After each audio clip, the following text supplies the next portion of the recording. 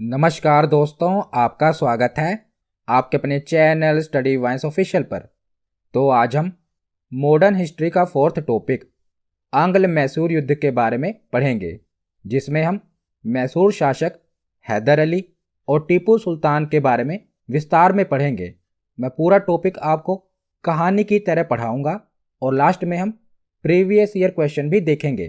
तो पहले आप पूरे वीडियो को एंड तक देखें और लास्ट में प्रीवियस ईयर क्वेश्चन जरूर अटेम्प्ट करें। तो चलिए बिना देरी किए हुए वीडियो को शुरू करते हैं। तो चलिए वीडियो की शुरुआत करते हैं। तो जैसा कि पिछली वीडियो में हमने देखा था कि कैसे बक्सर के युद्ध के बाद अंग्रेजी ईस्ट इंडिया कंपनी की भारत में मजबूती बन जाती है। 1764 ईस्वी में बक्सर के युद्ध के कुछ ही समय बाद ये आंग्ल मैसूर युद्ध हुए थे, जिसे अंग्रेजी कंपनी की बुनियाद भारत में पुख्ता रूप से काफ़ी मजबूत हो गई थी। और इस आंग्ल मैसूर युद्ध में भारतीय शासकों में एकता की कमी देखने को मिली थी और आपस में एक दूसरे से काफ़ी बैर रखते थे, जिस कारण अंग्रेजों ने इसी आपसी फूट का फायदा उठाया। और इसी क्रम में 4 आंग्ल मैसूर युद्ध देखने को मिलते हैं। एक एक करके हम चारों आंग्ल मैसूर युद्ध के बारे में पढ़ेंगे। तो आंग्ल मैसूर युद्ध देखने से पहले आपको मैप में पता होना चाहिए कि मैसूर कहाँ पर है। तो मध्यकालीन भारत में मैंने आपको बताया था कि सल्तनत काल के समय दक्षिण भारत में 2 साम्राज्यों का राज चल रहा था। एक था विजयनगर साम्राज्य और दूसरा था बहमनी साम्राज्य। अगर आपको डिटेल में इनके बारे में पढ़ना है तो मध्यकालीन भारत की प्लेलिस्ट में जाकर आप इनके बारे में पढ़ सकते हैं। तो बहमनी और विजयनगर साम्राज्य में आपस में कई संघर्ष देखने को मिलते हैं। बहमनी साम्राज्य भी बाद में कई स्वतंत्र राज्यों में बंट गया था और जो विजयनगर साम्राज्य था इसमें से ही मैसूर राज्य स्वतंत्र हो गया था। तो आप जो ये मैसूर राज्य देख रहे हैं ना, ये विजयनगर साम्राज्य से ही अलग हुआ था। और वर्तमान में बात करें तो मैसूर राज्य को हम कर्नाटक राज्य के रूप में जानते हैं वर्तमान में देखा जाए, और पहले ये विजयनगर साम्राज्य से अलग हुआ था। तो मैंने आपको मैप में लोकेशन बता दी कि मैसूर राज्य कहाँ पर है। अब हम एक एक करके चारों आंग्ल मैसूर युद्ध के बारे में पढ़ते हैं। तो 18वीं शताब्दी के मध्य में मैसूर में वाडियार वंश का चिक्का कृष्ण राज नामक शासक राज्य कर रहा था। क्या नाम था? चिक्का कृष्ण राज। ये किस वंश के थे? वाडियार वंश के थे। लेकिन जो वास्तविक शक्तियाँ थी ये नंदराज के हाथों में थी। आपको बस इतना पता होना चाहिए कि वाडियार वंश का शासन था मैसूर में। कब? 18वीं शताब्दी के मध्य में। और इसी समय में मैसूर की सेना में हैदर अली नामक एक व्यक्ति सिपाही के रूप में भर्ती होता है। और यही हैदर अली आगे चलकर हम देखेंगे कि मैसूर का शासक बनता है। ये हैदर अली अभी वर्तमान में देखा जाए तो चिक्का कृष्ण राज के यहाँ पर सिपाही के रूप में भर्ती हुआ था। तो आगे चलकर हैदर अली मैसूर का शासक बनता है। तो हैदर अली का जन्म 1721 ईस्वी में बूढ़ी कोटा नामक स्थान पर हुआ था। इसके पिता फतेह मोहम्मद मैसूर की सेना में एक सिपाही थे जो कि युद्ध में मारे गए थे। और बड़ा होने के बाद हैदर अली को भी मैसूर की सेना में भर्ती कर लिया जाता है। तो हैदर अली के पिता फतेह मोहम्मद मैसूर में सेना में थे और ये युद्ध करते समय मारे जाते हैं। तो इनके मरने के बाद जो इनका बेटा था हैदर अली, जब ये बड़ा होता है तो इसे भी मैसूर की सेना में रख लिया जाता है। तो हैदर अपने गुण और योग्यता के कारण 1755 ईस्वी में इसे डिंडीगुल का फौजदार नियुक्त किया जाता है। और डिंडीगुल के फौजदार के रूप में इसने फ्रांसीसियों का सहयोग लिया और आधुनिक शस्त्रागार की स्थापना की। Very very important. तो हैदर अली ने फ्रांसीसियों के सहयोग से आधुनिक शस्त्रागार की स्थापना कहाँ पर की थी? डिंडीगुल में की थी, याद रखिएगा। तो 1759 में क्या होता है कि मराठाओं ने मैसूर पर आक्रमण कर दिया और हैदर के नेतृत्व में मैसूर की सेना ने मराठाओं को पराजित करके मैसूर से बाहर खदेड़ दिया था। तो इसने मराठाओं की सेना को बाहर खदेड़ दिया था मैसूर की सीमा से। तो 1760 ईस्वी में क्या होता है? चिक्का कृष्ण राज की मृत्यु हो जाती है और चिक्का कृष्ण राज के बाद हैदर अली मैसूर का स्वतंत्र शासक बन गया। तो इससे पहले वाडियार वंश का शासन था मैसूर राज्य पर जब चिक्का केशन राज की मृत्यु होती है तो हैदर अली मैसूर का स्वतंत्र शासक बन जाता है। और अंग्रेज प्रारंभ से ही हैदर को अपना शत्रु मानते थे, क्योंकि जो हैदर अली था ये बहुत ही महत्वाकांक्षी व्यक्ति था और इसने अपने उत्कर्ष में फ्रांसीसियों का भी सहयोग लिया था। आपको मैंने शुरुआत में ही बताया था कि अंग्रेजों और फ्रांसीसियों के बीच में दुश्मनी थी और इसने हैदर अली ने फ्रांसीसियों का सहयोग लिया था, इसीलिए अंग्रेज इसे चिढ़ते थे। पर हैदर अली ने अपने शासनकाल में जो इसके साम्राज्य की सीमा थी ये काफ़ी दूर तक इसने फैला दी थी। आप ये देख रहे हैं पहले मैप में जो मैसूर की सीमा थी ये बहुत ही छोटी थी, पर जैसे ही हैदर अली ने मैसूर पर शासन किया इसने अपने साम्राज्य का विस्तार किया और इसके राज्य की सीमा रेखा आप देख रहे हैं पहले के मुकाबले में काफ़ी विस्तृत है, यानी कि इसने अपने साम्राज्य का विस्तार किया। तो उसके बाद आगे हम देखते हैं प्रथम आंग्ल मैसूर युद्ध, जो कि 1767 से लेकर 1769 के बीच में होता है। तो प्रथम आंग्ल मैसूर युद्ध आखिर क्यों हुआ, पहले हम इसकी पृष्ठभूमि यानी कि बैकग्राउंड स्टोरी समझ लेते हैं। तो यह युद्ध 1767 से लेकर 1769 तक मैसूर और अंग्रेजों के बीच लड़ा गया था। और क्योंकि मराठा और हैदराबाद के निजाम मैसूर की बढ़ती शक्तियों से तनाव में थे। अगर आप मैप में देखेंगे तो देखिए यह है मैसूर। मैसूर के ऊपर जो सीमा थी ये हैदराबाद की सीमा थी, ये पूरा हैदराबाद था और हैदराबाद पर निजाम का शासन था। और इधर आप देखेंगे तो इस क्षेत्र में मराठाओं का शासन था और इधर आप पूर्व की ओर देखेंगे तो ये मद्रास है, यहाँ पर अंग्रेजों का शासन था। तो पहले आपको लोकेशन पता होनी चाहिए कि मैसूर है कहाँ पर। ये आप देख रहे हैं ना, ये मैसूर है, मैसूर के ऊपर हैदराबाद, इस तरफ आप देख रहे हैं मराठाओं का शासन और पूर्व की तरफ अंग्रेजों का शासन। तो मैसूर एक तरफ से पूरी तरह से घिरा हुआ था और जो हैदर अली था ये अपने साम्राज्य का विस्तार करना चाहता था। तो इसीलिए जो मराठा थे और हैदराबाद के निजाम थे ये मैसूर की बढ़ती शक्तियों से तनाव में थे। इसीलिए अंग्रेजों ने इस बात का फायदा उठाकर मराठा और हैदराबाद के निजामों को अपनी तरफ मिला लिया। और जब इस बात का पता हैदर अली को चलता है कि मराठा और हैदराबाद के निजाम अंग्रेजों के साथ मिल गए हैं तो इसने एक योजना बनाई और इसने मराठाओं और हैदराबाद के निजाम को अपनी तरफ मिलाने के लिए कुछ क्षेत्रों और धन का लालच दिया और उन्हें अपनी तरफ मिला लिया। यानी कि इसने क्या किया, उनको समझाया कि मैं तुम पर युद्ध नहीं करूंगा और इसके बदले में इसने कुछ धन और कुछ क्षेत्र भी उनको दे दिया। हैदराबाद के निजाम को और मराठाओं को कुछ धन भी दिया और उसके साथ साथ कुछ क्षेत्र भी दिया ताकि वो इसका साथ दें और अंग्रेजों का साथ ना दें।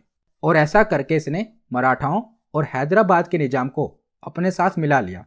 तो अब हम देखते हैं कि प्रथम आंग्ल मैसूर युद्ध क्यों हुआ था। तो इस युद्ध का मुख्य कारण मद्रास की अंग्रेजी सरकार तथा मैसूर के बीच कर्नाटक का सीमा विवाद था। ये आप देख रहे हैं, ये है मद्रास और ये वाला क्षेत्र है कर्नाटक और ये है मैसूर। तो इस युद्ध का कारण क्या था?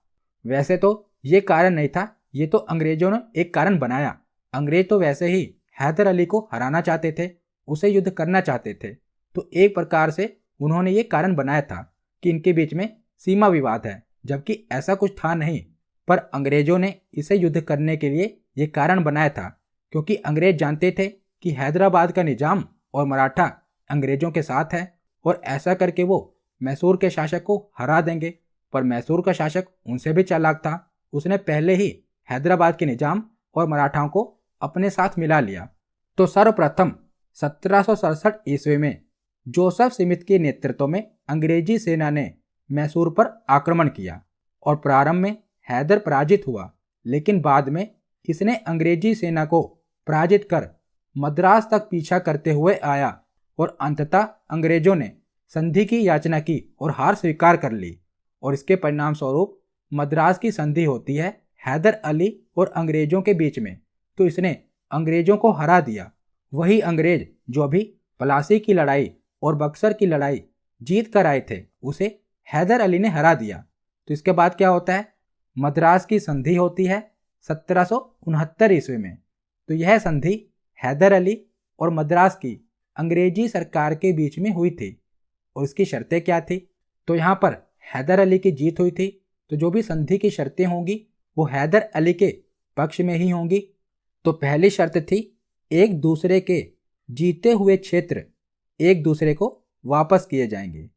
दूसरी शर्त थी कि हैदर अली अंग्रेज बंदियों को रिहा करेगा, यानी कि युद्ध के समय पर जो हैदर अली ने अंग्रेजी सैनिकों को बंदी बना लिया था उन्हें रिहा किया जाएगा। और तीसरी शर्त थी, अंग्रेज हैदर अली को युद्ध का हर्जाना भी देंगे। तो इस युद्ध में अंग्रेजों की अजेयता को समाप्त कर दिया किसने? हैदर अली ने। इससे पहले अंग्रेजों ने प्लासी की लड़ाई और बक्सर की लड़ाई जीती थी, पर इस युद्ध के बाद अंग्रेजों की अजेयता को किसने समाप्त किया? हैदर अली ने किया। तो पहला आंग्ल मैसूर युद्ध 1767 से लेकर 69 में हुआ, और 69 में की संधि के बाद प्रथम आंग्ल मैसूर युद्ध खत्म हुआ था। वेरी इंपॉर्टेंट, मद्रास की संधि के बाद पहला आंग्ल मैसूर युद्ध खत्म हुआ था। अब हम देखते हैं दूसरा आंग्ल मैसूर युद्ध।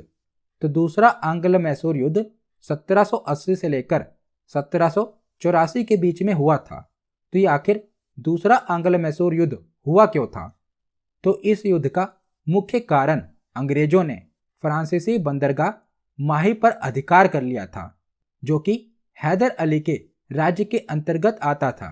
आप ये देख रहे हैं, ये है माही और यहीं पर बंदरगाह था जो कि मैसूर राज्य के अंदर आता है। और हैदर अली ने फ्रांसीसियों को ये अधिकार दे रखा था कि वो माही बंदरगाह से व्यापार कर सकते हैं। पर अंग्रेजों ने क्या किया कि माही बंदरगाह पर अधिकार कर लिया। तो एक तरह से जो अंग्रेज थे ये मैसूर की टेरिटरी में घुस आए थे, और दूसरा हैदर अली ने फ्रांसीसियों को माही का बंदरगाह दे रखा था और अंग्रेजों ने फ्रांसीसियों को हटाकर माही पर अधिकार कर लिया था, जिस कारण दूसरा आंग्ल मैसूर युद्ध हुआ था। तो इस घटना से हैदर अली अंग्रेजों से नाराज हो गया था और अंग्रेजों के मित्र राज्य कर्नाटक पर इसने आक्रमण कर दिया। तो ये मद्रास है और ये वाला क्षेत्र कर्नाटक है, जो कि अंग्रेजों के एक तरह अधीन ही था। तो हैदर अली ने क्या किया? कर्नाटक पर आक्रमण कर दिया। तो कर्नाटक के नवाब मोहम्मद अली ने हैदर के विरुद्ध अंग्रेजों से सहायता मांगी और अंग्रेजों ने दो सेनापतियों के नेतृत्व में दो अलग अलग सेनाएं कर्नाटक भेजी थी। तो जब हैदर अली ने कर्नाटक पर आक्रमण किया तो जो कर्नाटक के नवाब थे उनका नाम क्या था? मोहम्मद अली। इन्होंने अंग्रेजों से सहायता मांगी। तो अंग्रेजों ने दो सेनापतियों के नेतृत्व में दो अलग अलग सेनाएं कर्नाटक भेजी और रास्ते में हैदर के पुत्र टीपू, तो हैदर के पुत्र का नाम था टीपू, जो कि आगे चलकर टीपू सुल्तान, आपने नाम सुना होगा, ये आगे चलकर मैसूर का शासक बनता है। तो रास्ते में ही हैदर के पुत्र टीपू ने हेक्टर मुनरो की नेतृत्व वाली अंग्रेजी सेना को रोककर युद्ध करने लगा, जिससे एक ही सेना कर्नाटक पहुंच सकी। तो अंग्रेजों ने दो सेनाएं कर्नाटक भेजी थी ना, तो एक सेना की टुकड़ी को तो हैदर के पुत्र टीपू ने संभाल लिया था, तो एक ही सेना की टुकड़ी कर्नाटक तक पहुंच पाई थी। परिणाम स्वरूप अरंदी में हैदर ने कर्नल बेली के नेतृत्व वाली अंग्रेजी सेना को पराजित कर दिया। तो एक सेना को तो टीपू ने रास्ते में ही रोक लिया और दूसरी सेना को हैदर ने पराजित कर दिया। तो अंग्रेजों के पराजित होने के बाद 1782 में दोबारा से अंग्रेजों ने अचानक ही आयरकूट के नेतृत्व में एक सेना मैसूर और भेज देते हैं और ये सेना मैसूर पर आक्रमण कर देती है, जिसे हम पोर्टोनोवा के युद्ध के नाम से जानते हैं। और इस युद्ध में हैदर अली पराजित हो जाता है और युद्ध में घायल होने के बाद हैदर अली की मृत्यु हो जाती है। तो 1782 ईस्वी में अंग्रेजों ने आयरकूट के नेतृत्व में एक सेना मैसूर भेजी, जिसने मैसूर पर आक्रमण किया, जिसे पोर्टोनोवा के युद्ध के नाम से जानते हैं। और इसमें हैदर अली की पराजय होती है और हैदर अली घायल होने के बाद इसकी मृत्यु हो जाती है। तो किस आंग्ल मैसूर युद्ध में हैदर अली की मृत्यु होती है? दूसरे आंग्ल मैसूर युद्ध में हैदर अली की मृत्यु होती है। किस युद्ध में? युद्ध का नाम है पोर्टोनोवा का युद्ध। तो हैदर की मृत्यु के बाद उसका पुत्र टीपू मैसूर का अगला शासक बनता है और इसने युद्ध को रोका नहीं, इसने युद्ध को जारी रखा और 1783 ईस्वी में इसने ब्रिगेडियर मैथ्यूज के नेतृत्व में जो अंग्रेजी सेना आई थी उसे पराजित कर दिया। तो एक तरह से देखा जाए तो जो दूसरा आंग्ल मैसूर युद्ध चल रहा है ना, एक बार अंग्रेज पराजित हुए दूसरी बार हैदर अली पराजित हुआ, तीसरी बार फिर से अंग्रेज पराजित हो गए। तो एक प्रकार से देखा जाए तो इस युद्ध में कोई परिणाम निकलकर नहीं आ रहा था कि कौन जीता और कौन हारा, क्योंकि पहले अंग्रेज हारे, दोबारा हैदर अली हार गया, फिर अंग्रेज हार गए, यानी कि एक तरह से कोई परिणाम नहीं निकल पा रहा था। और इसी बीच में क्या होता है कि यूरोप में एक संधि हो जाती है अंग्रेजों और फ्रांसीसियों के बीच में। तो फ्रांसीसी क्या करते हैं, टीपू का साथ छोड़ देते हैं, जिस कारण टीपू ने अंग्रेजों के साथ एक संधि कर ली। इसी को हम मंगलोर की संधि कहते हैं, जो कि 1784 ईस्वी में हुई थी। तो दूसरा आंग्ल मैसूर युद्ध की संधि के कारण समाप्त हुआ था, मंगलोर की संधि के कारण। तो इस संधि की शर्तें क्या थी? तो इस संधि के कारण द्वितीय आंग्ल मैसूर युद्ध समाप्त हो गया और इस संधि के द्वारा एक दूसरे के जीते हुए क्षेत्र एक दूसरे को वापस कर दिए गए और टीपू ने अंग्रेज बंदियों को भी रिहा कर दिया। तो इस युद्ध में कोई जीता हारा नहीं था, एक तरह से कोई परिणाम नहीं निकल पाया था। इसीलिए दोनों ने क्या किया, एक दूसरे के जीते हुए क्षेत्र वापस कर दिए और एक दूसरे के जो बंदी बनाए हुए सैनिक थे वो भी रिहा कर दिए। तो दूसरा आंग्ल मैसूर युद्ध 1780 से लेकर 1784 तक चला था और किस संधि के बाद यह समाप्त हुआ? मंगलोर की संधि के बाद। एक बार आप पढ़ लें, लास्ट में हम इसका रिवीजन भी कर लेंगे, वहां पर हम चारों आंग्ल मैसूर युद्ध एक बार देख लेंगे।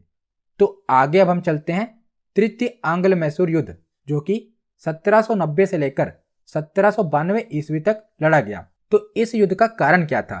तो पहले आप देख लें, ये मैसूर है और मैसूर के दक्षिण में ये वाला क्षेत्र यह त्रावणकोर। तो इस युद्ध का तात्कालिक कारण क्या था? तो जो टीपू सुल्तान था ये आइकोटा और क्रेंगानूर नामक दो टापू खरीदना चाहता था, जो कि डचों के अधीन आता था और ये बिल्कुल सीमा पर थे, यानी कि मैसूर और त्रावणकोर की सीमा पर ये दोनों टापू थे और ये दोनों टापू टीपू सुल्तान खरीदना चाहता था। और अंग्रेजों के मित्र राज्य यानी कि जो त्रावणकोर राज्य था एक तरह से अंग्रेजों के ही अधीन था। तो त्रावणकोर राज्य ने ये दोनों टापू खरीद लिए। तो इस कार्य से टीपू ने नाराज होकर त्रावणकोर पर आक्रमण कर दिया, क्योंकि एक तरह से जो ये दोनों टापू थे ना, ये मैसूर राज्य के ही अंतर्गत आते थे, पर ये डचों के अधीन थे। तो डचों से टीपू सुल्तान इन्हें खरीदना चाहता था। तो त्रावणकोर के राजा ने क्या किया, इसमें हस्तक्षेप किया और इन दोनों टापू को खरीद लिया। तो एक तरह से त्रावणकोर मैसूर की सीमा में घुस गया था और इस कार्य से टीपू काफी नाराज हुआ और उसने त्रावणकोर पर आक्रमण कर दिया। तो इस समय अंग्रेजी गवर्नर जनरल लॉर्ड कॉर्नवालिस ने मराठा तथा निजाम से संधि करके सम्मिलित रूप से मैसूर पर आक्रमण कर दिया। यानी कि एक तरफ से तो त्रावणकोर के राजा ने आक्रमण किया, दूसरी तरफ से अंग्रेजों ने हैदराबाद के निजाम और मराठाओं को भी अपने साथ शामिल कर लिया। तो सबने चारों तरफ से मिलकर मैसूर पर आक्रमण कर दिया। तो जब चारों तरफ से किसी राज्य पर आक्रमण होगा तो जाहिर सी बात है उस राज्य की हार तो होगी ही। तो इस युद्ध में मैसूर के शासक टीपू सुल्तान की हार होती है। और इसके बाद क्या होता है, तो कॉर्नवालिस ने मैसूर के अन्य क्षेत्रों को जीतकर श्रीरंगपट्टनम को भी घेर लिया। श्रीरंगपट्टनम मैसूर की राजधानी हुआ करती थी। तो कॉर्नवालिस ने श्रीरंगपट्टनम को भी घेर लिया और बाध्य होकर टीपू ने अंग्रेजों से संधि कर ली।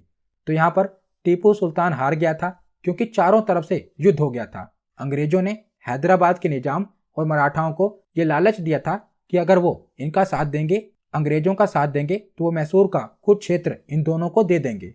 आगे हम देखेंगे भी कि मैसूर की सीमा सिकुड़ जाती है, कुछ क्षेत्र हैदराबाद के निजाम के पास आ जाता है, कुछ मराठाओं के पास और कुछ अंग्रेज ले लेते हैं।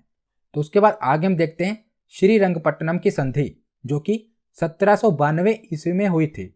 तो इसी संधि के द्वारा तीसरा आंग्ल मैसूर युद्ध समाप्त हुआ था। याद रखिएगा, श्रीरंगपट्टनम की संधि के द्वारा ही तीसरा आंग्ल मैसूर युद्ध समाप्त हुआ था।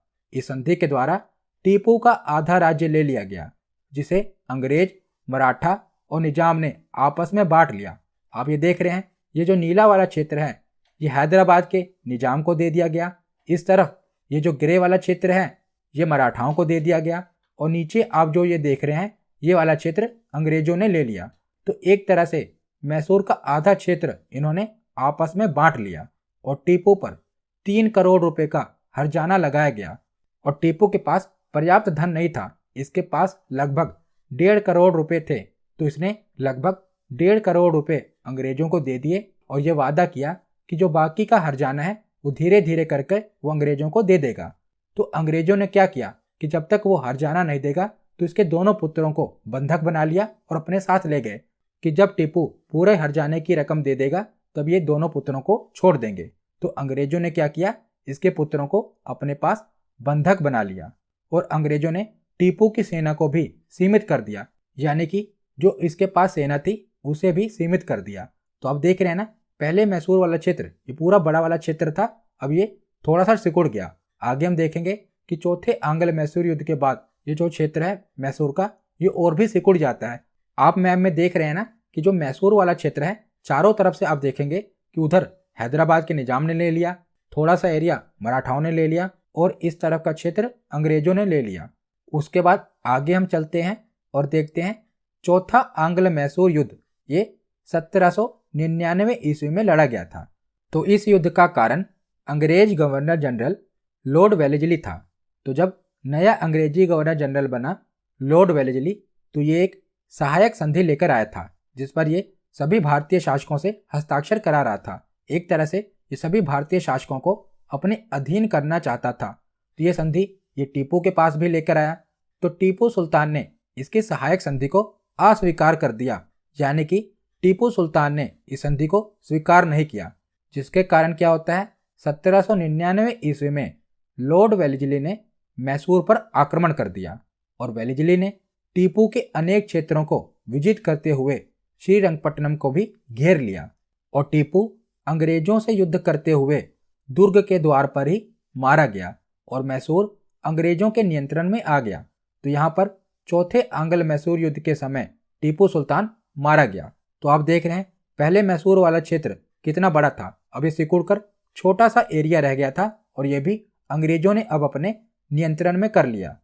उसके बाद क्या होता है, अंग्रेजों ने बोद्दार वंश यानी कि जिसे हम वाडियार वंश कहते हैं, शुरू में हमने पढ़ा था ना, वाडियार वंश के राजा थे चिक्का कृष्ण राज, जिनका सेनापति था हैदर अली, जो कि आगे चलकर शासक बन जाता है। तो अंग्रेज क्या करते हैं, उसी वाडियार वंश के 2 वर्षीय बालक को जिसका नाम था कृष्ण राज, उसे मैसूर का अगला शासक घोषित कर देते हैं। ये केवल 2 वर्ष का होता है। तो अंग्रेजों ने नाम मात्र का एक राजा घोषित कर दिया जो कि अंग्रेजों के ही अधीन रहेगा और इसे सहायक संधि स्वीकार कराकर मैसूर पर भी अपना प्रभाव स्थापित कर लिया। और आगे चलकर 1834 ईस्वी में विलियम बेंटिक ने मैसूर को जीतकर अंग्रेजी साम्राज्य में मिला लिया था। अभी भी चौथे आंग्ल मैसूर युद्ध के बाद भी यहाँ पर अंग्रेजों ने एक भारतीय राजा घोषित किया था, भले ही वो अंग्रेजों के अधीन था, पर आगे चलकर 1834 ईस्वी में अंग्रेज मैसूर को अपने अंग्रेजी साम्राज्य में मिला लेते हैं। तो यहाँ पर हमने चारों आंग्ल मैसूर युद्ध के बारे में पढ़ लिया। अब हम एक बार इनकी रिवीजन कर लेते हैं। तो पहला आंग्ल मैसूर युद्ध 1767 से लेकर 1769 के बीच में लड़ा गया था। इसका कारण क्या था, तो अंग्रेजों और हैदर के बीच में कर्नाटक का सीमा विवाद था, जिसके कारण ये युद्ध शुरू हुआ था। इसकी समाप्ति की संधि के कारण हुई। तो मद्रास की संधि जो कि 1769 ईस्वी में हुई, इसने इस युद्ध की समाप्ति की। इसका नतीजा क्या रहा, तो इस युद्ध में अंग्रेजों की हार हुई थी। उसके बाद देखते हैं दूसरा आंग्ल मैसूर युद्ध जो कि 1780 से लेकर 1784 ईस्वी तक लड़ा गया अंग्रेजों द्वारा। इसका कारण क्या था, तो अंग्रेजों द्वारा फ्रांसीसी बंदरगाह माही पर अधिकार कर लिया गया था, जिस कारण दूसरा आंग्ल मैसूर युद्ध हुआ था। इसकी समाप्ति मंगलोर की संधि जो कि 1784 ईस्वी में हुई थी। तो मंगलोर की संधि से इस युद्ध की समाप्ति हुई थी। इसका परिणाम क्या रहा था, तो इसका परिणाम अनिर्णित, यानी कि एक बार अंग्रेज हारे, फिर हैदर अली की मौत हो गई, दोबारा अंग्रेज हार गए, यानी कि कोई परिणाम नहीं निकल पाया। तो ये युद्ध अनिर्णित रहा। उसके बाद तीसरा आंग्ल मैसूर युद्ध 1790 से लेकर 1792 ईस्वी तक लड़ा गया, जिसका कारण क्या था, तो टीपू द्वारा त्रावणकोर पर आक्रमण इसका कारण था। और इस युद्ध की समाप्ति श्रीरंगपट्टनम संधि से हुई थी जो कि 1792 ईस्वी में हुई थी। इसका परिणाम क्या था, तो टीपू की इसमें पराजय हुई थी। और चौथा आंग्ल मैसूर युद्ध 1799 ईस्वी में लड़ा गया। तो इसका कारण क्या था? तो टीपू सुल्तान द्वारा सहायक संधि स्वीकार न किया जाना इसका कारण था। और इसकी समाप्ति कैसे हुई? तो टीपू का इसमें वध हो गया, यानी कि टीपू सुल्तान की अंग्रेजों द्वारा हत्या कर दी जाती है, जिसके कारण चौथा अंग्ल मैसूर युद्ध की समाप्ति होती है। तो इसका परिणाम क्या था? तो जब टीपू सुल्तान की हत्या हो गई, यानी कि टीपू की पराजय हुई, तो यहाँ पर हमने चारों अंग्ल मैसूर युद्ध एक बार रिवाइज कर लिए। तो आगे अब हम टीपू सुल्तान के बारे में कुछ महत्वपूर्ण तथ्य हैं वो देख लेते हैं। तो टीपू सुल्तान का शासनकाल 1782 से लेकर 1799 ईस्वी तक रहा।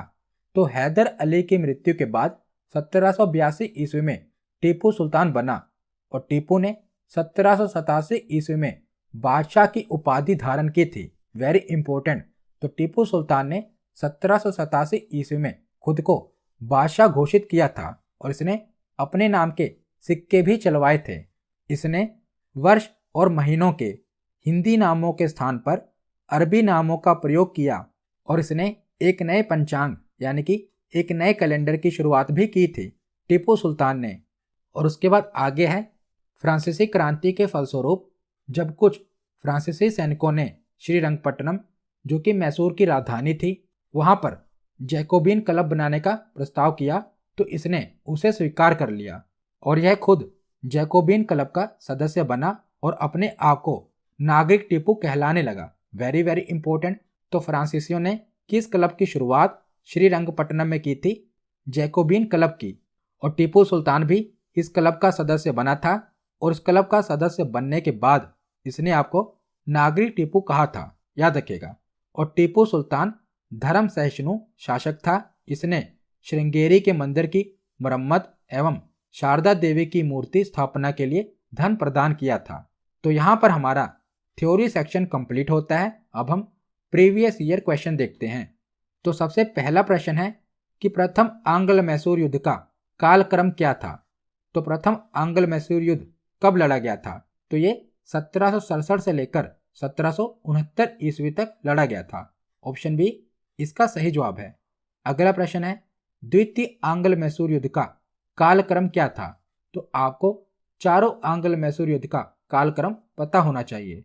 तो दूसरा आंग्ल मैसूर युद्ध कब लड़ा गया था? तो ये 1780 से लेकर 1784 ईस्वी तक लड़ा गया था। ऑप्शन डी इसका सही जवाब है। अगला प्रश्न है तृतीय आंग्ल मैसूर युद्ध का कालक्रम क्या था?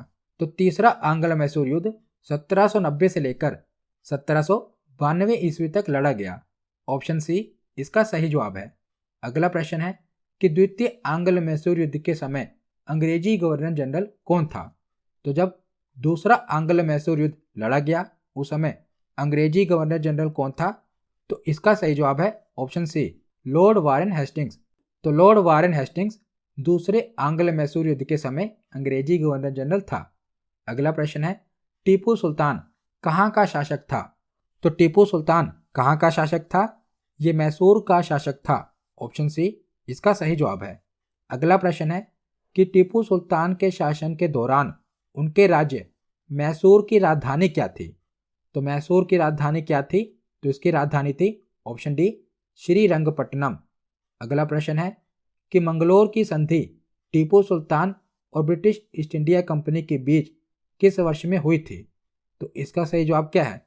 तो मंगलोर की संधि आपको पता होगा दूसरे आंग्ल मैसूर युद्ध के बाद मंगलोर की संधि हुई थी और दूसरा आंग्ल मैसूर युद्ध 1780 से लेकर 1784 ईस्वी तक चला था। तो 84 में ही मंगलोर की संधि हुई थी। तो ऑप्शन बी इसका सही जवाब है। अगला प्रश्न है कि निम्नलिखित में से किस एंग्लो मैसूर युद्ध में हैदर अली की मृत्यु हो गई थी? तो हैदर अली किस एंग्लो मैसूर युद्ध में मारा गया था? तो ये दूसरे एंग्लो मैसूर युद्ध में मारा गया था। ऑप्शन बी इसका सही जवाब है। अगला प्रश्न है हैदर अली ने आधुनिक शस्त्रागार की स्थापना कहाँ की थी? तो हैदर अली ने आधुनिक शस्त्रागार की स्थापना डिंडीगुल में की थी। ऑप्शन सी इसका सही जवाब है। अगला प्रश्न है पोर्टोनोवा के युद्ध में हैदर अली के खिलाफ अंग्रेजी सेना का नेतृत्व किसने किया था? क्योंकि पोर्टोनोवा के युद्ध में ही हैदर अली की मृत्यु हो गई थी। तो इस युद्ध में अंग्रेजी सेना का नेतृत्व आयरकूट ने किया था। ऑप्शन ए इसका सही जवाब है। अगला प्रश्न है, द्वितीय आंग्ल मैसूर युद्ध किस संधि के साथ खत्म हुआ था? तो दूसरा आंग्ल मैसूर युद्ध मंगलोर की संधि के साथ खत्म हुआ था। आज का आखिरी प्रश्न है, तृतीय आंग्ल मैसूर युद्ध किस संधि के साथ खत्म हुआ था? तो तीसरा आंग्ल मैसूर युद्ध श्रीरंगपट्टनम संधि के साथ खत्म हुआ था। पहला आंग्ल मैसूर युद्ध मद्रास की संधि, दूसरा आंग्ल मैसूर युद्ध मंगलोर की संधि और तीसरा आंग्ल मैसूर युद्ध श्रीरंगपट्टनम की संधि के साथ खत्म हुआ था। तो आज की ये वीडियो इसी संधि के साथ खत्म होती है। कैसी लगी ये वीडियो कमेंट सेक्शन में जरूर बताना। धन्यवाद।